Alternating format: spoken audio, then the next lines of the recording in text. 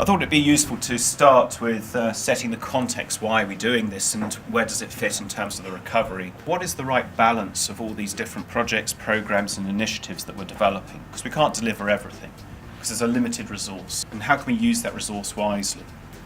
And it's not just about cash, it's about people, capability, materials, etc. We can't build everything all in one go. We need to spread it out, plan and work out what needs to be done and sequence it in the right order.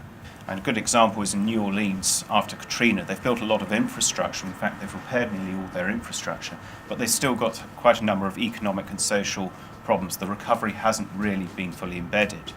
Actually, in Indonesia, they built this wonderful new hospital, but they still can't get the doctors and nurses to go and work there because they're still terrified. So it's all very well building stuff, but it's actually what are people going to come back there? Are the businesses going to come back there and use those assets?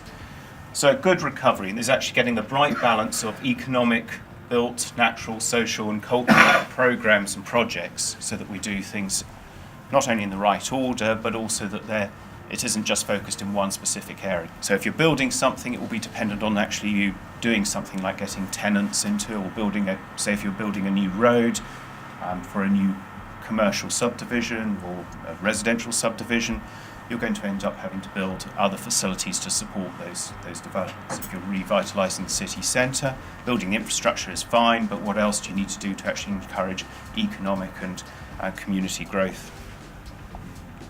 So we're looking at this at a programme business case, and it may be that decisions could be made at that level.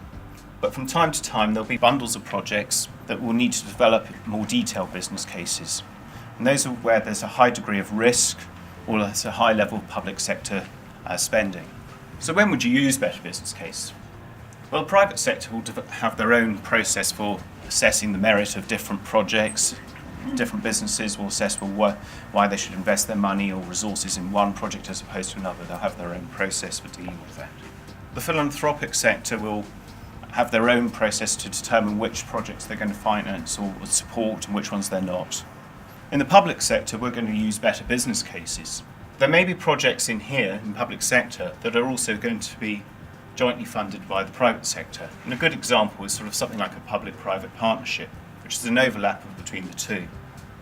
Likewise, you may end up with projects that are being funded by the philanthropic sector and the public sector, and possibly even the private sector.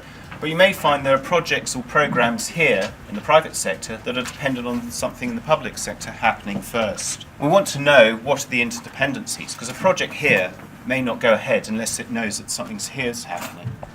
There needs to be a cross-flow of information. It's about having visibility.